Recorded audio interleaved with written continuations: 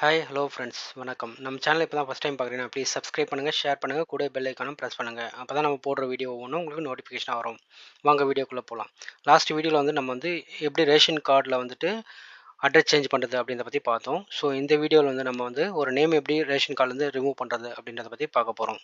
So நான் வந்து லிங்க்கை டிஸ்கிரிப்ஷனில் கொடுத்துருக்கேன், யூஸ் பண்ணிங்க. tnpds.gov.in அப்படின்ற லிங்க்கு கிளிக் பண்ணிங்கனாக்கா உங்களுக்கு இந்த மாதிரி பேஜ் ஓப்பன் ஆகும்.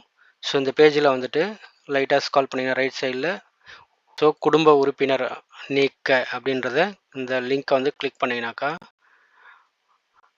உங்களுக்கு வந்து இது பேஜ் ஓப்பன் ஆகும்.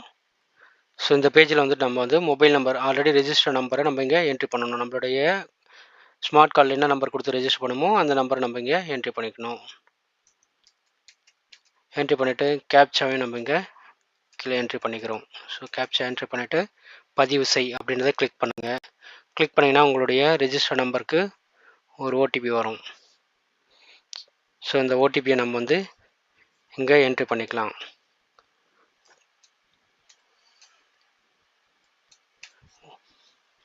ஓடிபி என்ட்ரி பண்ணிவிட்டு நம்ம வந்து பதிவு செய் அப்படின்றத கிளிக் பண்ணுறோம்.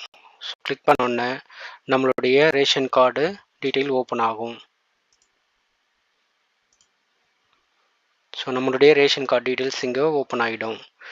நம்ம வந்து இந்த டீட்டெயில் வெரிஃபிகேஷன் பண்ணிவிட்டு ஸோ இங்கே வந்து சேவையை தேர்வு செய்யும் அப்படின்றதுல குடும்ப உறுப்பினர் நீக்க அப்படின்றது இருக்கான்னு செக் பண்ணிக்கோங்க.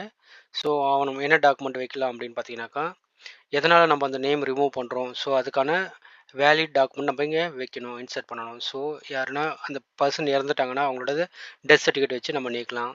ஸோ மேரேஜ் ஆகி போயிட்டாங்க அப்படின்னா அவங்களுடைய மேரேஜ் சர்டிஃபிகேட் வச்சு நம்ம நீக்கலாம். இப்போ இதரன் இருக்கும், அதில் வந்து நம்ம வேறு எதனா வேலிட் டாக்குமெண்ட்டை கூட நம்ம வச்சு ஆட் பண்ணிக்கலாம். ஸோ நம்ம இங்கே வந்து மேரேஜ் ஆகி போயிட்டாங்க, ஸோ அதனால் அவங்களுடைய நேம் நம்ம ரிமூவ் பண்ண போகிறோம்.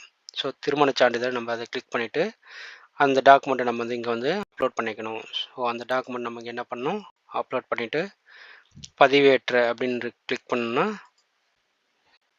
பதிவேற்று அப்படின்றத கிளிக் பண்ணிட்டோம்னா நம்ம என்னன்னா பதிவாயிடும். ஸோ கோப்பு வந்து ஆவணம் பதிவேற்றப்பட்டது அப்படின்னு வந்துடும். ஸோ இணைக்கப்பட்டுள்ள ஆவணம் பதிவேற்றப்பட்டது. நம்மளோட டாக்குமெண்ட் வந்து அட்டாச் ஆகிடுச்சு, கீழே இங்கே உங்களுக்கு வரும். ஸோ அந்த டாக்குமெண்ட் ரீசன் எதுக்காக நம்ம வந்து அந்த நேமை நம்ம ரிமூவ் பண்ணுறோம் அப்படின்றதுக்காக ரீசன் வந்து நம்ம இங்கே டைப் பண்ணிக்கிறோம்.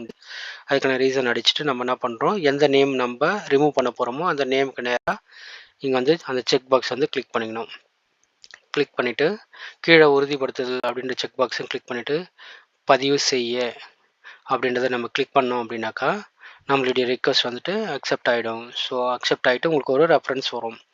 அந்த ரெஃபரன்ஸ் வச்சு நம்ம வந்து ஃப்யூச்சரில் செக் பண்ணிக்கலாம், அந்த நேம் ரிமூவ் ஆகிடுச்சா அப்படியா இல்லையா அப்படின்றத வந்து நம்ம செக் பண்ணிக்கலாம்.